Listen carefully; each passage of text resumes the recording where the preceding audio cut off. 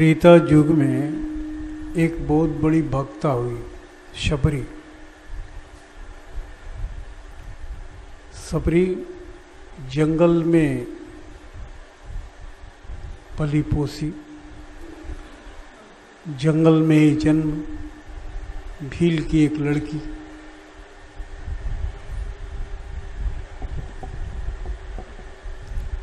लेकिन बड़ी सात्विक वृत्ति की थी।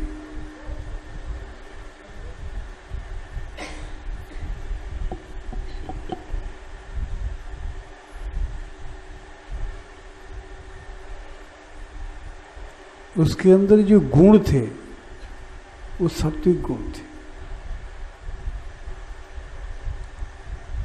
क्योंकि मनुष्यता की बंटवारा गुण पर ही होता है,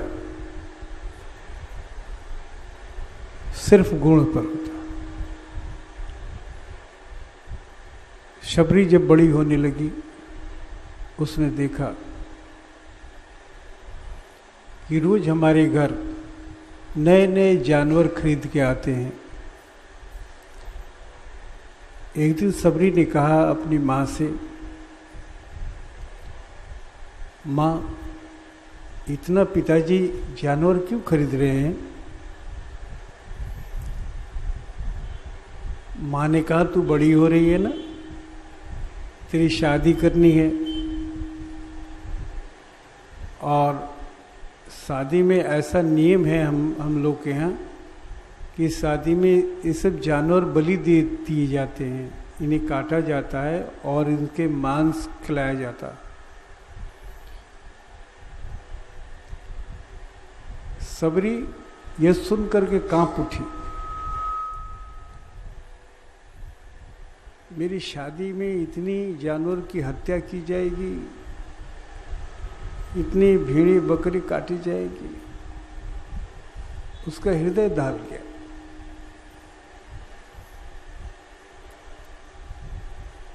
सोचती रही, क्या करूं,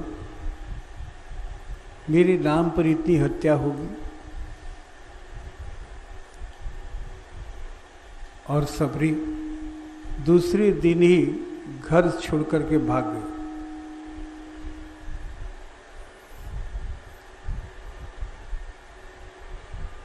और भागकर चली गई अपनी मौसी के यहाँ। मौसी का गांव भी उसी जंगल में पड़ता था। और मौसी के पांव पकड़ ली, बोली कि मौसी, तुम हमारे घर में खबर नहीं होने देना, कोई पूछे तो नहीं बताना कि मैं यहाँ पर हूँ। मुझे बचा लो मौसी, मुझे बचा लो। ऐसे कहकर के उनके चरणों से लिपट पड़े। मौसी को दया आ गया। मौसी ने कहा कि नहीं बेटी, मैं तुम्हें बचा लूंगी, मैं नहीं बताऊंगी कि तुम यहाँ रह रही है। इस तरह से मौसी ने आश्वासन दिया और अपने प्यार से उसके सर को सहलाया कि मेरे रहते हुए तुम्हें कोई दुखी होने की जरूरत नहीं। अब शबरी गांव से बाहर निकली एक दिन घूमने। देखती है आधे किलोमीटर की दूर पर एक आश्रम है, एक ऋषि रहते हैं, मतंग ऋषि। मतंग ऋषि का आश्रम वहां से आधे किलोमीटर की दूरी पर था। तो सोची कि क्यों नहीं चले हम थोड़ा सा, वो बहुत बड़े महात्मा हैं, दर्शन भी करूंगी और वहाँ कुछ काम की बातें मैं सीखूंगी। और चल पड़ी, घूमते घुमाते हुए पहुंची आश्रम के पास। उसे इतना अच्छा लगा, आश्रम के परिवेश के बाहर ही वो रुक गई। और एक सोच उसके मन में आया कि मैं शूद्र हूं और शूद्र हूं, और महात्मा जी तो बड़े महात्मा हैं, वो मुझे स्वीकार करेंगे, मुझे जाने से करेंगे, वो भगा देंगे गढ़ से। लेकिन आश्रम का परिवेश उसको इतना अच्छा लग रहा था, इतना सुंदर लग रहा था इतनी शांति मिल रही थी कि वो आश्रम के बाहर ही एक झाड़ी में बैठ गई और बैठे बैठे खो गई। ये खोना ये पहली बार उसे हुआ था। ये खोने का मौका कभी नहीं मिला था कि अपने विचारों में खो जाना, गुम हो जाना। बड़ी आनंद की अनुभूति हुई, अद्भुत। और वो रिझ गई, इस आनंद पर रिझ गई। अब वो चाहती कि मैं आश्रम में रहने का मौका मिल जाता, लेकिन कैसे जाऊं? ये महात्मा जी तो मुझे भगा देंगे, जानेंगे कि शूद्र है तो मुझे भगा देंगे। अब वो जाना भी नहीं चाहती और लौटना भी नहीं चाहती। वही आश्रम के बाहर झाड़ी में बैठ करके शांति का आनंद लेने लगी। और शाम हुआ तो फिर लौट गई अपने गांव, मौसी के गांव। सोचती रही कि कैसे इस यज्ञ को पूरा किया जाए, कैसे इस यज्ञ को पूरा जाए। कोई भी आराधना साधना, कोई भी भगवान की तरफ चलने के जितने भी रास्ते बनाए गए हैं उन्हें यज्ञ करते हैं। यज्ञ, यज्ञ का मतलब ही नहीं कि हवन जाप कर रहे हैं वही यज्ञ है, नहीं। भगवान के भजन करने की जितनी सारी विधियां हैं सब को यज्ञ कहते हैं। यज्ञ के नाम से हम उसे पुकारते हैं, यज्ञ कर रहे हैं। कोई भी शुभ कार्य कर रहे हैं तो वो यज्ञ कर रहे हैं। यहाँ तक कि लड़की की शादी भी करते हैं तो ये यज्ञ है, क्योंकि यहाँ दान है। यहाँ हम दान देने की बात सोचते हैं, एक यज्ञ है जहाँ दान दिया जाता है। यहाँ पुत्री दान दिया जाता है, तो एक बहुत बड़ा यज्ञ है। तो इसलिए सभी यज्ञ है, और ध्यान यज्ञ भी है, ज्ञान यज्ञ भी है, सभी यज्ञ ही हैं। इस तरह से सबरी जाकर के वहां आनंद लेने लगी और सोचने लगी क्या करूं, क्या रास्ता होगा। मिलने के डर से डरती, तो रात भर सोचती रही अपनी मौसी के घर कि सुबह में क्या करूं, कैसे आनंद के करीब में पहुंचूं।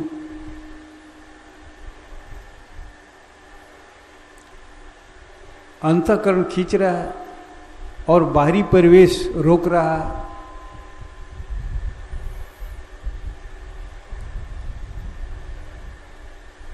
और उसने सोचा कि क्यों नहीं हम इस आश्रम की चारों तरफ झाड़ू बाहरी कर दे, इस सेवा ही करें। सेवा करने से जो सुख मिल, वहाँ बैठने से इतना सुख मिलता है, तो थोड़ा सा झाड़ू लगाएंगे, वहाँ सफाई करेंगे, ये सेवा दे करके तो और ज़्यादा सुख मिलेगा। इस सेवा के नाम पर कुछ कर्म करेंगे, कुछ रुकने का मौका मिलेगा, कुछ ठहरने का मौका मिलेगा। इस तरह से सोचती रही और सुबह में उठी और सबसे पहले उठ करके वो आश्रम पर चली गई। जिससे पहुंचती है देखते हैं कि बाहर शिष्य लोग जग चुके हैं और उनके आश्रम में झाड़ू लग रहा है। बड़ा दुखी हो गई, सोची कि कल से इससे जल्दी मैं आऊंगी। अब पता चल गया कि शिष्य लोग कभी कितने बजे उठते हैं और कितने बजे सेवा देते हैं, उसको एक अंदाज मिल गया। इसलिए शिष्य लोग उठने के 1 घंटा पहले पहुंच जाती थी और वो झाड़ू बहारू आश्रम के बाहर, भीतर तो नहीं घुसती थी, डर के मारे कि मैं पकड़ पकड़ पकड़ जाऊंगी, कोई जान जाएगा तो ये यज्ञ भंग हो जाएगा। इसलिए बाहर झाड़ू लगाती और बड़ी खुशी होती, उतना देर तक ले रुकती, बड़ी खुशी हुई और आनंद से नाचती हुई घर लौटती। और मतंग ऋषि खूब सुबह में उठते और उठ करके वो बाहर स्नान करने के लिए बाहर जलाशय में जाते, तो आश्रम को देखते कि इतना सुबह में कौन सफाई किया हुआ, ये शिष्य लोग तो इतना जल्दी सुबह में साफ नहीं करता, वो भी बाहर में तो साफ करता भी नहीं इतना सब, अंदर ही कुछ साफ करता है वो बहुत लेट से करता है, लेकिन बाहर में मेरे जाने के पहले झाड़ू लगा देना इस शिष्यों का तो काम नहीं है। लेकिन कौन ऐसा भक्त के अंदर में भक्ति जग गई है कि ये काम कर रहा है। तो सभी भक्तों को उन्होंने बुलाया, पूछा कि बाहर में झाड़ू कौन लगाता है तुम लोगों में से। तो सब लोग अवाक है देख कर, हम नहीं। अरे क्या हुआ, तुम लोग में से तो कोई लगाता ही होगा। तो सभी ने कहा कि नहीं, हम लोग नहीं लगाते हैं। फिर कौन लगाता है? कोई लगाता है? आप दूसरे दिन से बोले कि पता करो कौन लगाता। तो शिष्य लोग सब भोंदू शिष्य थे, देर से उठने वाले, ऐश करने वाले, आश्रम को खाने जीने वाले। तो उठे तो पहले उनके उठने के, बाहर निकलने के पहले झाड़ू लग चुका था। तो मतंग ऋषि ने कहा कि बताओ पता लगा? भाई नहीं सरकार, हम लोग तो उठ करके बाहर आए झाड़ू लेके, तब तक से पहले लग चुका था। लेकिन इतना जल्दी कैसे? और पहले तुम लोग उठो। तो और पहले वो लोग उठे, देखे कि दूसरे दिन भी उठ करके आए तो देखे उसके पहले झाड़ू लगा हुआ। बड़े आश्चर्य, कौन झाड़ू लगाता है? फिर लोग सोचने लगे क्या किया जाए, कैसे पकड़ा जाए। लेकिन आज थोड़ा और जल्दी उठेंगे, तो और थोड़े जल्दी उठे तो देखे कि झाड़ू पहले से लग गया है। बड़ी अद्भुत बात है। ये झाड़ू लगाने वाला क्या यही रहता है कि कैसे लगा लेता है और कहाँ गायब हो जाता है? इस जंगल में कहाँ वो रहता है?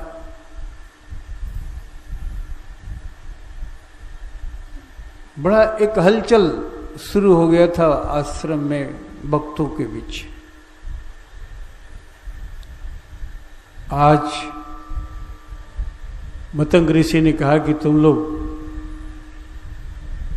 छुप करके बैठो और बहुत पहले बैठो, देखो कि कौन लगाता है, कब आता है। हमें चाहिए, उसकी पकड़ चाहिए, उसकी जानकारी चाहिए, जैसे तुम लोग पता करो। तो मतंग ऋषि ने जब दबाव डाला तब तो रात के 2 बजे से ही झाड़ी में बैठ गए शिष्य लोग, जहां तहां बैठ के। किसी को तो नजर आएगा कि ये कौन लगाता है।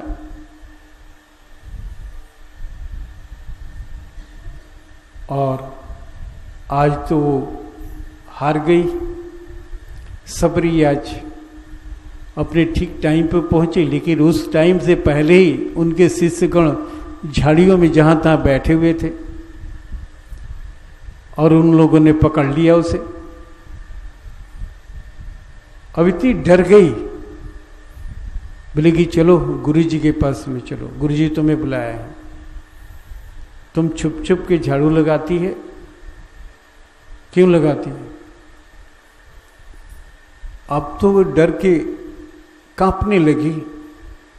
आज तो राज्य खुल गया, आज तो मैं पकड़ी गई, आज क्या डटाई होगा, आज के बाद तो मेरी सेवा स्वीकार नहीं करेगी, किया जाएगा, क्योंकि मैं शूद्र हूँ, मैं अछूत हूँ और गुरुजी तो भगा देंगे आज के बाद। चिंता इसको यही था कि आज के बाद मेरी भक्ति कैसे चलेगी, आज के बाद मैं कहाँ से खुराक लूंगी, वो शांति का खुराक, वो आनंद का खुराक, वो कहाँ से लूंगी। और इसलिए वो ज्यादा भयभीत हो गई थी, डर गई थी, और उसे लेकर के आश्रम में गए और गुरु जी के पास पेश किया। शबरी थर थर थर थर कांप रही थी डर से। मतंग ऋषि ने कहा कि बेटा कांपो नहीं, डरो नहीं, डरने की कोई बात नहीं, तुम कौन हो, क्या नाम है तुम्हारा, कहाँ रहती हो और ये काम क्यों करती हो, और वो छुप कर क्यों करती हो। तो उसने अपने सही सही जो सच्चाई था उसने बताया, और उसके बाद उन्होंने पूछा कि फिर ये छुप के क्यों करती हो। छुप के इसलिए मैं करती हूँ कि मैं शूद्र हूँ और मेरी सेवा आप स्वीकार नहीं करेंगे।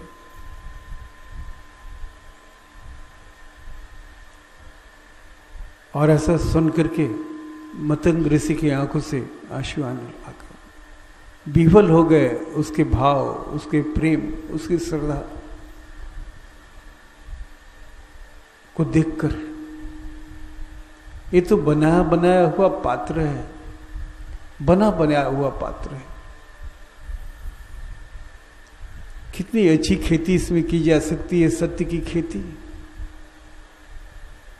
और उन्होंने कहा कि नहीं बेटा, मैं तुम्हारा बाप हूं, बाप, तू मेरी बेटी है, तू शूद्र नहीं है। कौन कहता है कि तू शूद्र है, ये कहां से सीख ली तुम शूद्र। मनुष्य क्या शूद्र होता है।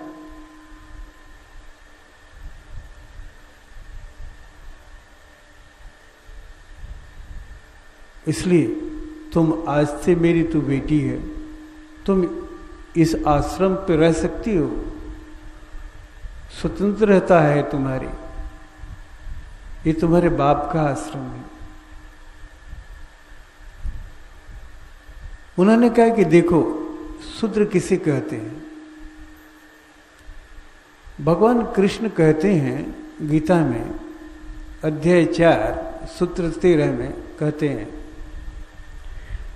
कि अर्जुन, मैं ये चारों वर्ण को मैंने रचना किया है, मैंने रचा है। किस लिए रचा है? तो गुणों के आधार पर रचा है, कर्मों को बांटा है। कर्मों को बांटने के लिए मैं इन्हें गुणों के आधार पर कर्मों की रचना की है। मैं किसी मानव की रचना नहीं, मानव को मैंने बांटा हूं, गुणों को मैंने बांटा हूं। 4 भागों में मैं बांटा हूं। उनका नाम है, ये गुण का नाम है। जिस तरह से हम ज्ञान को, विद्या को बांटे हैं, मैट्रिक, आईए, बीए, एमए जैसे हम बांटे हैं, वैसे ही गुण के आधार पर इसे बांटा गया है। इसलिए उसी गुण के आधार पर दर्शाने के लिए कलिजुग मैंने कहा। कलिजुग का ठीक वही है, कलिजुग का, द्वापर का, त्रेता का और सतयुग का, ये 4 भाग में गुणों के आधार पर बांटा है। वैसे गुणों के आधार पर शूद्र, वैश्य, क्षत्रिय और ब्राह्मण, ये 4 गुण होते हैं जिसे हमें धारण करना है कर्मों के आधार पर। जैसे हम कर्म करेंगे वैसे ही हमारे अंदर में ये पात्रता उतरता चला जाएगा और हम कली से हटकर द्वापर में चले जाएंगे और द्वापर से त्रेता में चले जाएंगे, त्रेता से सतयुग में चले जाएंगे। इन्हीं को दर्शाने के लिए, इन्हीं को पढ़ाने के लिए आश्रम, 4 आश्रम व्यवस्था बनाएगी में बांटा मैंने। इन्हें ही दर्शाने के लिए 4 वाणियों में व्यक्त किया, इन्हें दर्शाने के लिए मैं 4 मुक्तियों में व्यक्त किया इसी सत्य को। वैसे कोई वर्ण नहीं होता है, ये कोई व्यक्ति को मैंने नहीं बांटा, गुणों के आधार पर मैं कर्मों को बांटा, गुणों के आधार पर। इसलिए बेटी तो सुधरना ही है।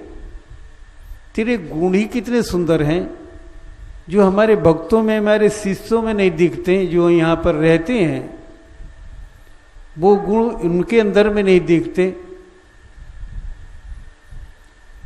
कि तू दूर से आकर के इस आश्रम पे बाहर रह करके सेवा करके भाग जाती है। और उस सेवा से तुम्हें कितना आनंद मिल रहा है। लेकिन हमारे शिष्यों को जो मेरे करीब हैं, जो इस आश्रम का भोजन करते हैं, उनके अंदर में ये वृत्ति नहीं है, ये गुण उनके अंदर में नहीं है। ये गुण तब होगा जब वो सेवा करने लगेंगे, क्योंकि तमोगुण होता है ना, तमोगुण में भक्त चाहे 2 घंटा ही बैठे लेकिन 5 मिनट के लिए भी मन ठहरता नहीं है, मन हवा से बात करता है, उसके अंदर में कोई ठहराव नहीं है, इतना चंचल है, इतना तामसी है, इतना आलस से भरा हुआ है कि झुक रहा है, झुक रहा है, झुक रहा है और बैठा है 2 घंटे से, और आधे घंटा नहीं 5 मिनट भी अपने हक में उससे मन को रोक नहीं सका, अपने हक में नहीं रोक सका, ये अपने अधिकार में नहीं ले सका। इसलिए ये गुण जो तमोगुणी गुण है, तमोगुणी जो आलस देता है, प्रमाद देता है, ये बैठने नहीं देता है, साधन करने नहीं देता है, मन को ठहरने नहीं देता है और न कभी ठहरने देगा। इसके लिए जरूरी है सेवा। कौन सी सेवा? तो तन की सेवा,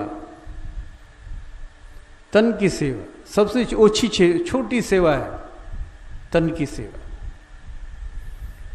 तब हमें ऐसे शुभ कार्यों में, ऐसे यज्ञ के कार्यों में, ऐसे सत्संगों कार्यों में सेवा करना सिखाया जाता है। बेटा, सेवा करना सिखाया जाता है ताकि सेवा से ये तमोगुण नष्ट होता है। सेवा करने से रजोगुण में हम आते हैं, रजोगुण में हम आते हैं तो रजोगुण में चंचलता है, एक गति है, लेकिन तमोगुण में गति नहीं है, वो सुस्त पड़ा हुआ है, वो उन्माद में पड़ा हुआ है, वो आलस पे पड़ा हुआ है, वो आधा नींद में पड़ा हुआ है, आधा नींद आधा प्रमाद में पड़ा हुआ है, वो कुछ कर ही नहीं सकता है। इसलिए सेवा से रजोगुण तैयार होता है, रजोगुण में हम आते हैं शारीरिक सेवा लेने से। तो रजोगुण की जब प्रधानता हो जाती है तो धीरे धीरे तमोगुण से मने हम हटे, वहां से रजोगुण में आए। अब ऐसी रजोगुण की हालत में जब हम साधना करते हैं, फिर गुरुजी कहते हैं कि फिर साधना सिखाते हैं, उसे क्रिया सिखाते हैं। इसके पहले कोई क्रिया नहीं सिखाते हैं, इसलिए कि तुम्हें तमोगुण प्रधान हो, अभी तुम काम करो, सेवा करो, शारीरिक परिश्रम करो, अपने शरीर को चंचलता में ले आओ, फुर्तीबाज बनाओ। आलसी बन गए हो, एक जगह बैठ बैठ के सो के खा करके आलसी बन गए हो, इसलिए तुम्हारा मन तो सवाल ही नहीं उठता है कि कभी तमोगुण से छोड़ करके बाहर निकले, हटे। उस तमोगुण को तोड़ने के लिए रजोगुण में लाया जाता है कि सेवा करना।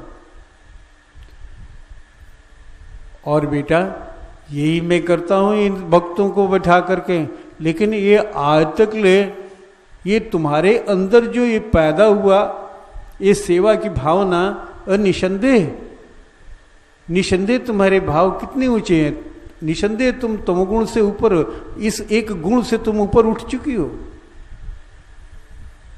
तुम तो बने बनाई पात्र हो, इसलिए तुम मेरी बेटी हो। और ये हमारे शिष्य जो आश्रम में रहते हैं, दिन रात रहते हैं और खाते हैं यहीं पर, और आलस से इतने भरे हुए हैं कि वो सुबह तुम्हारे जैसा सुबह उठकर बाहर का झाड़ू कभी नहीं लगाते, ये अंदर ही टुल मुटुल करके अंदर में ही झाड़ू लगा करके रह जाते हैं, वो डर से लगाते हैं। इनके अंदर में अभी तमोगुण इतना प्रधान होकर के बैठा है। अब ये साधना क्या करेंगे? तमोगुण की वाले की कोई साधना नहीं होती है, तमोगुण को कोई साधना नहीं होती है, क्योंकि वो खुद बैठ भी नहीं सकता है, वो पड़ा हुआ है, उलरा रहेगा, सोया रहेगा, वो आलस में जपता रहेगा, उसे क्या साधना होगा? मन तो उसका पूर्ण अंधकार से भरा हुआ है, आलस से भरा हुआ है, हमेशा जम्हाई लेगा, हमेशा हिचकियां लेगा, हमेशा जम्हाई लेगा, क्योंकि उसके अंदर में ऑक्सीजन नहीं है ना, ऑक्सीजन नहीं है। ऑक्सीजन के अभाव में बार बार मुंह खोलेगा, खूब मुंह खोलेगा और हवा खींचेगा, क्योंकि उसकी ऑक्सीजन की क्षतिपूर्ति नहीं हो रही है। नाक से जो सांस लेता है इतना गंदगी भरा हुआ है कि ऑक्सीजन को लेने के लिए पूरा मुंह खोलता है, इतना ऐसे बहाता है मुंह को, और ऑक्सीजन खींचता है बाहर से, प्राण वायु खींचता है। इतना आलसी है वो, तमोगुणी है। और इसका ध्यान क्या होगा? ध्यान क्या लगा सकता है? वो बार बार जमाई लेगा।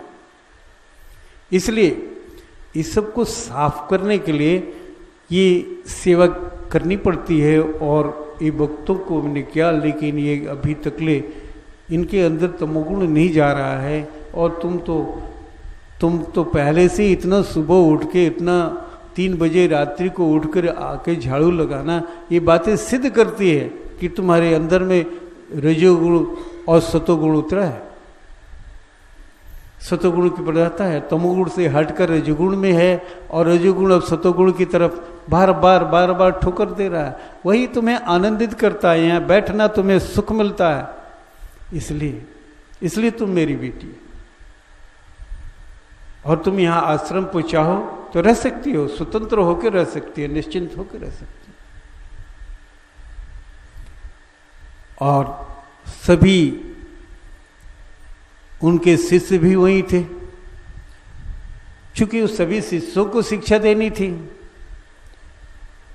इसलिए प्रकृति ने सबरी को भेज दिया था कि सबरी की शिक्षा के साथ साथ सभी शिष्यों की शिक्षा दी जाए, और उन्होंने दिया। और सबरी उस दिन से वहाँ रहने लगी और अपना सेवा कार्य तो बहुत प्रधान था, अपनी माँ से सीखी थी सेवा का काम। वो सेवा का काम माँ से सीखी थी। माँ को देखती थी कि सुबह में 3 बजे उठ करके झाड़ू लगाना, बाहर लगाना, सफाई करना, वो सब गाय भैंस जितना है उठाना, बांधना, गोबर निकालना, सार बहारना, बर्तन मालना, घर सारी सफाई वो काम करती हुई देखती थी। इसलिए उसने माँ से ही सीखा था, इसलिए उसे सुख सीखना नहीं था। और आश्रम की सेवा मिली तो वो गदगद हो गई। अब आश्रम की सेवा जितनी थी वो तो करती महाराज जी के संबंधी जितनी सेवाएं थी, जिस रास्ता से वो जाते थे स्नान करने के लिए तालाब में, उस रास्ता को पूरा बहारती थी, कांट कुछ हटाती थी कि रास्ता में कोई कांट बाट न हो, कोई बाधित कोई चीज न हो कि मैंने गुरु जी को ठोकर न लग जाए, गुरु जी को कांट न गड़ जाए, गुरु जी को कुछ हो न जाए। इस चिंता में वो सुबह शाम झाड़ू लगाती, उसे सफाई करती और आश्रम की पूरी व्यवस्था करती। शिष्य लोग तो बड़े खुश कि चलो वो इसके आ जाने से हम लोग को तो बड़ी जान बच गई। लेकिन गुरु जी ने उस दिन बहुत बड़ा क्लास भी ले लिया। वो जानते हैं कि गुरु जी बात समझते ही नहीं है कि हम लोगों को समझ ही नहीं रहे हैं। लेकिन गुरुजी तो समझ चुके हैं, थेथर हो चुके हैं। कितना तुम्हें बोले, कितना समझाएं, कितना कहें तुम्हें, कितना डांटे, कितना बोले। इसलिए अच्छा मौका था कि सबरी के साथ में ये शिक्षा उन्हें भी दी गई कि तुम्हें अपने आलस को, अपनी घोर निंद्रा को, अपने तामस को तोड़ने के लिए ये शरीर हिलाना सीखो। ये कार्य करने लगोगे तो तमोगुण हटेगा, और फिर जब ध्यान करोगे तो सतोगुण का शुरू हो जाएगा आना। अब धीरे धीरे रजोगुण बढ़ जाएगा और अब सतोगुण आना शुरू हो जाएगा। आगे चलते चलते चलते चलते शतोगुण भरने लगेगा ज्यादा, रजोगुण कम होने लगेगा और तामस शून्य होने लगेगा। और जब ऐसा हो जाएगा कि रजोगुण थोड़ा, सतोगुण अधिक, तमोगुण शांत, तो यही तो है अधिकारी का, अधिकारी का। यह तो क्षत्रिय गुण है, यही तो तुम क्षत्रिय गुण में प्रवेश कर जाओगे। अभी तो रजोगुण आ गया, रजोगुण में प्रवेश कर गए, तमोगुण कम हो गया, यही तो तुम्हें वैश्य में पहुंचा दिया। ये वैश्य गुण है, गुण है, वैश्य गुण है। यानी तुम शूद्र गुण से ऊपर हो गए, इस गुण को तुमने धारण कर लिया और धीरे धीरे इसे बढ़ाया तो क्षत्रिय गुण में पहुंच गए, और इसे भी और बढ़ाओगे तो ब्राह्मण गुण में बढ़ जाओगे। इसलिए मनुष्य, कोई भी मनुष्य शूद्र, वैश्य, क्षत्रिय और ब्राह्मण नहीं होता है, गुण से गुण होता है। गुण को हम कर्मों के में बांटे हैं, कर्मों को 4 भाग में बांटे हैं, 4 गुण और दर्शाया गया। और हम अज्ञानता के वजह से हम इसे जड़ता से समझ लिए। फिर आगे उन्होंने शबरी को अलाउ कर दिया आश्रम में, और शबरी रहने लगी और साधना सिखाया शबरी को कि अब सेवा के साथ साथ तुम ये साधना को करोगे तो तुम्हें सतोगुण तुम्हारे अंदर में धीरे धीरे आने लगेगा और रजोगुण धीरे धीरे कम होने लगेगा।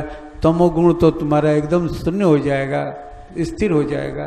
रजोगुण और सतोगुण, रजोगुण और सतोगुण में तुम्हारी हालत रहेगी। और ये साधना करो, जो तुम्हें ड्यूटी दी गई है वो करो, और साथ साथ ही साधना को भी करो। लेकिन हम लोग सोचते हैं कि हम तो सेवा कर रहे हैं तो साधना की क्या जरूरत नहीं। साधना की भी जरूरत है सेवा के साथ। सेवा तो इसलिए कर रहे हैं कि हमारा तमोगुण कम होता चला जाए, तमोगुण हटता चला जाए। इसलिए हम सेवा को, व्रत को अपनाए हैं, क्योंकि बीच बीच में खामियां आती है, गड़बड़ियां आती है। ये सेवा ही है कि जो हमें वो साफ सुथरा हमारे आलस प्रमाद को तोड़ते रहता है।